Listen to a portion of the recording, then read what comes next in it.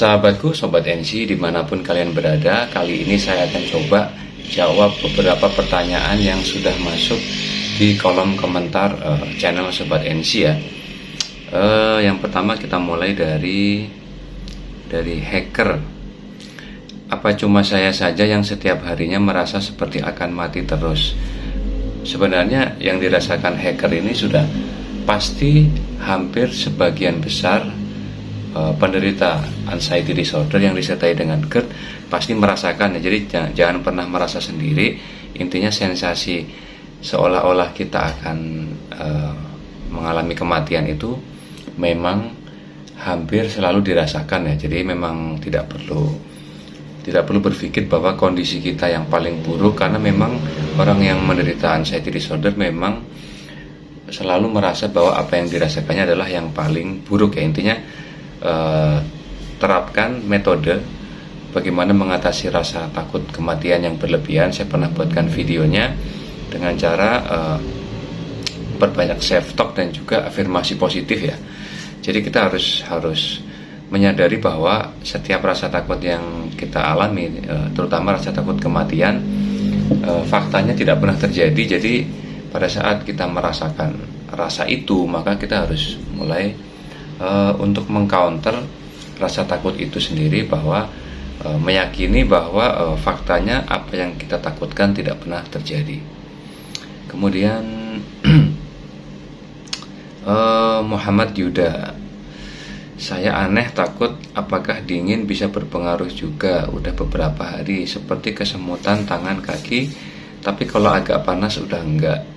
Pas kalau hujan atau mau menjelang malam jadi kambuh, jadi bingung, sedih. Beberapa bulan sudah nggak ada pemeriksaan, terakhir periksa 6 bulan yang lalu, pemeriksaan hamil. Ini kebetulan lagi hamil ya. Apakah harus ke dokter lagi? Saya malu soalnya muka saya dah dihafal. Jadi gini ya, pada saat datang hawa dingin ya, pada saat perubahan cuaca dari panas ke dingin memang juga rentan membuat kambuh, karena adanya rasa ketidaknyamanan di badan kita yang menyebabkan badan kita beradaptasi. Nah, adaptasi itulah yang kadang-kadang membuat tidak nyaman badan kita dan disertai dengan sedikit rasa cemas. Tidak perlu khawatir, kita cukup menyesuaikan dengan kondisi cuaca, membuat diri kita merasa nyaman, karena yang kita butuhkan adalah rasa nyaman ya. Pada saat kita bisa membuat diri kita nyaman, maka anxiety juga tidak akan muncul ya, ataupun kalaupun muncul kita bisa meredakan dengan mudah ya. Dari Rio Rafid, apakah dirimu juga mengalami perubahan pada warna kulit kaki bagian samping kaki dalam? Kalau secara ini ya, sensasi mungkin yang saya alami itu tidak pernah, atau mungkin tidak memperhatikan ya perubahan dalam warna kulit ya.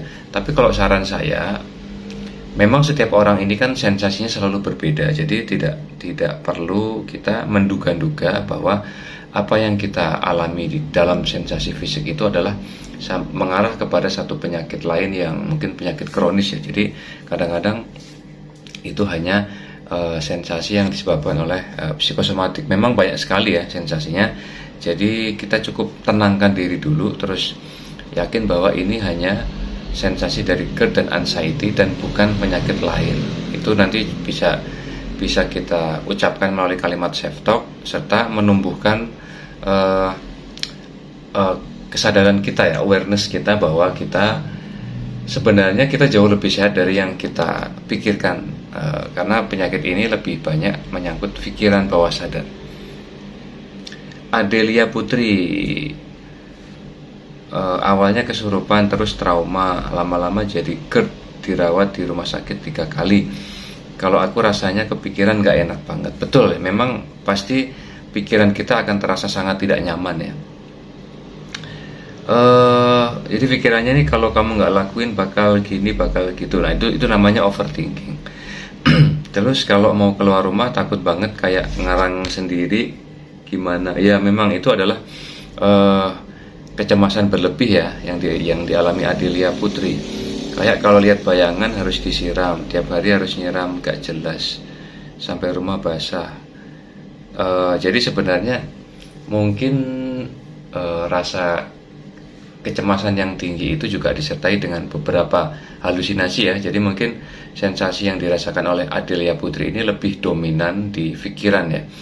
Mungkin perlu kita untuk memperbanyak relaksasi pernafasan, membuat diri kita rileks. Terapi meditasi atau mindfulness bisa.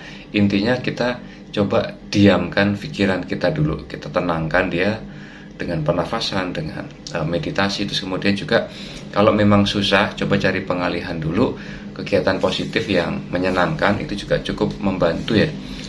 Jadi sebenarnya yang harus diredakan dulu adalah anxiety disordernya. Dari Taufik, sembuh dengan cara gimana Mas? Saya mengalami seperti ini juga.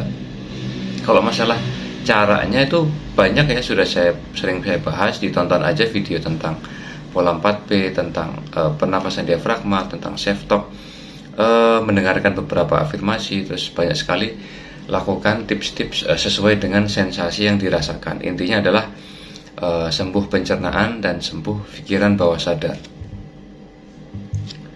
Kemudian Riana Ria, saya tiap hari merasakan dada terasa aneh, berganti-ganti sampai tenggorokan.